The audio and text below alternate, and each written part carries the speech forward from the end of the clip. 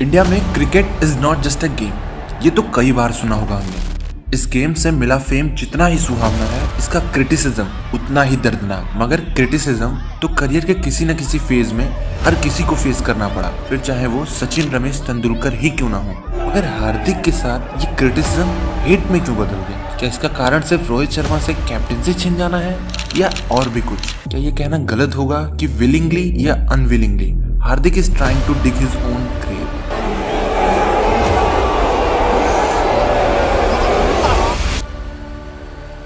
हार्दिक की कंट्रोवर्सीज की बात हम आगे करते हैं। पहले आपने लोगों को हर बार ये कहते सुना होगा कि जब नॉकआउट्स में जरूरत होती है तो हर बार हार्दिक पांड्या खड़े मिलते हैं। नॉकआउट्स तो आईपीएल में भी हैं और इंटरनेशनल क्रिकेट में भी, तो दोनों की बात करते हैं। इंटरनेशनल क्रिकेट में हार्दिक 6 बार नॉकआउट्स में उतरे हैं, जिसमें बॉलिंग में तो उन्होंने ठीक ठाक परफॉर्मेंस दी है और बैटिंग सिर्फ उनकी 4 बार आई है।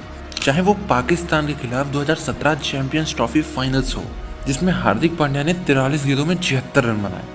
मगर बात ये थी कि जिस फॉर्म में वो उस दिन थे, शायद वो अगर रन आउट ना होते तो इंडिया वो मैच जीत भी सकता था। या फिर 2019 सेमीफाइनल्स वर्सेस न्यूजीलैंड, जिसमें इंडिया के 5 पे 3 और 24 पे 4 हो चुके थे, वहां से किसी को पारी संभालनी थी और हार्दिक और पंत ने वो करके दिखाया। हार्दिक ने 62 गेंदों में मात्र 32 रन बनाए, लेकिन जब इंडिया को जरूरत थी कि कोई पारी को संभाले तो वहां हार्दिक पांड्या ही खड़े मिले। मगर जो स्टार्ट उन्हें मिला उसे वो कन्वर्ट नहीं कर पाए और नतीजा हमारे सामने था। अगली बार जब पांड्या नॉकआउट्स में उतरे तो वर्ल्ड कप 2022 था, जिसमें सबको पाकिस्तान के खिलाफ 82 नॉट आउट याद होगा, मगर किसी को 37 गेंदों पे 40 रनों की पारी नहीं याद होगी। जब इंडिया 31 पे 4 हो चुकी थी तो किसी को ये रोल निभाना था विराट कोहली के साथ, जो कि पारी को अंत तक ले गया। ये रोल हार्दिक पांड्या फिनिशर का तो नहीं, मगर उस दिन जो उन्होंने किया वो बिल्कुल सराहनीय था और जब इंडिया को जरूरत पड़ी तो वो खड़े मिले। और अगली बार इसी वर्ल्ड कप में सेमीफाइनल्स में इंग्लैंड के खिलाफ जब इंडिया 100 रन बनाने को भी तरस रहा था, तो वो 33 गेंदों में 63 रनों की पारी खेलकर हार्दिक पांड्या ने इंडिया को एक रेस्पेक्टेबल टोटल तक पहुंचाया। तो मानो या ना मानो, हार्दिक पांड्या इंडिया के वो प्लेयर हैं जिसकी जरूरत पड़ती है तो हार्दिक पांड्या खड़े होते हैं और अपना 100% देते हैं। लेकिन नॉकआउट्स तो आईपीएल में भी होते हैं, तो क्या यही हार्दिक आईपीएल के नॉकआउट्स में मुंबई की तरफ से ऐसा ही परफॉर्मेंस करते हैं? नॉकआउट गेम्स थे और मैं कंट्रीब्यूट कर पाया। मेरे बेस्ट मेमोरीज 2015 के 2 मैन ऑफ द मैच थे, वो नॉकआउट्स में आए। पर अगर मैं ऐसा बोलूं कि ये झूठ बोल रहे हैं, क्योंकि हार्दिक ने आईपीएल में मुंबई की तरफ से 9 नॉकआउट्स मैच खेले हैं, जिसमें सिर्फ एक मैच ऐसा था जिसमें 2020 दिल्ली के खिलाफ उन्होंने 17 गेंदों में 34 रनों की पारी खेली और सभी में वो फ्लॉप रहे। और बॉलिंग में तो उन्होंने आज तक एक विकेट मुंबई की तरफ से लिया ही नहीं है नॉकआउट्स में। तो नॉकआउट्स में प्लेयर ऑफ द मैच तो छोड़ो, उन्होंने परफॉर्म ही नहीं किया है। तो बात इतनी सी है कि हार्दिक ने इंडिया के लिए परफॉर्म तो किया है और मुंबई और गुजरात दोनों को ट्रॉफीज भी जिताई हैं। तो क्या इसी के कारण उनके अंदर एरोगेंस, एटीट्यूड, घमंड, ईगो जो भी कहिए वो आ गया है? क्योंकि अंग्रेजी में एक कहावत है, slow success build character but fast success build ego. तो क्या हार्दिक के साथ भी कुछ ऐसा ही हुआ है? इंडिया पिछले 2 दशकों से एक अच्छे फास्ट बॉलिंग ऑलराउंडर की तलाश कर रहा था, मगर कोई ऐसा मिल नहीं रहा था। चाहे वो विजय शंकर हो या स्टुअर्ट बिनी हो, इंडिया ने ऐसे बहुत से ऑप्शन ट्राई किए, मगर कोई ऐसा मिला नहीं जो इंडिया की प्रॉब्लम को दूर कर सके। और फिर 2015 में मुंबई में एंट्री होती है हार्दिक पांड्या की।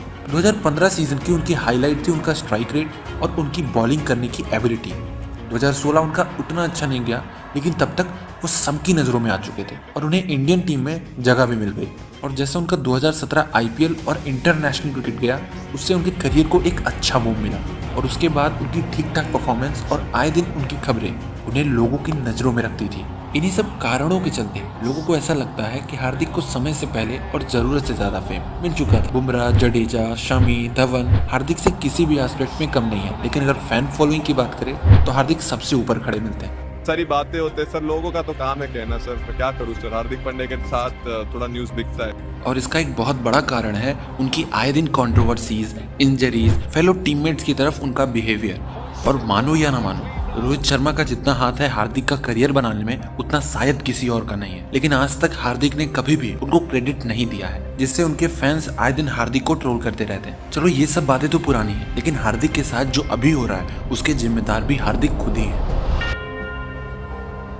मानो अगर आप इंडिया के कैप्टन हो और आपकी फ्रेंचाइज आपको सैक कर देती है क्योंकि वो किसी ऐसे को वापस लाना चाहती है जिसका वापस आने में पहली शर्त ही यही है कि वो कैप्टन बनेंगे और उन्हें उस फ्रेंचाइज की रत्ती भर इज्जत नहीं है। और वो फ्रेंचाइज उस कैप्टन को सैक कर रही है जिसे उसने पिछले 10 सालों में 5 बार चैंपियन बनाया। और ऐसा नहीं है उस फ्रेंचाइज के पास ऑप्शंस नहीं है, तो उस प्लेयर के फैंस को तो गुस्सा आएगा ही। और सामने की ऑडियंस आपसे ये एक्सपेक्ट कर रही है कि आप लोगों को शांत कराओ, उस प्लेयर की जाके आप मदद करो जिसने आपकी कैप्टनसी ही छीन ली। क्योंकि हार्दिक पांड्या इंडिया के प्लेयर है, आप तो जिम्बाब्वे के कैप्टन हो। गौतम गंभीर, सौरव गांगुली, युवराज सिंह, सुनील गावस्कर, जिन्हें अभी रिसेंटली ट्रोल किया गया, ये सब इंडिया के प्लेयर्स नहीं है। हार्दिक पांड्या सिर्फ इंडिया के प्लेयर है। ये सब मेरा कहने का पर्पस हार्दिक को हेट करना या उनसे कोई पर्सनल ग्रज नहीं है मेरे, क्योंकि जिस पोजीशन पे वो हैं वहां तक पहुंचने के लिए अभी बस मैं सपने देख सकता हूँ। तो अच्छा बनने के लिए अच्छा मत बनो, वरना युवराज सिंह और गौतम गंभीर से ज्यादा इंडिया के लिए यूं कहें तो किसी ने परफॉर्म नहीं किया है, लेकिन फिर भी आए दिन वो गाली खाते ही रहते हैं। तो हार्दिक पांड्या तो डिजर्व करते हैं।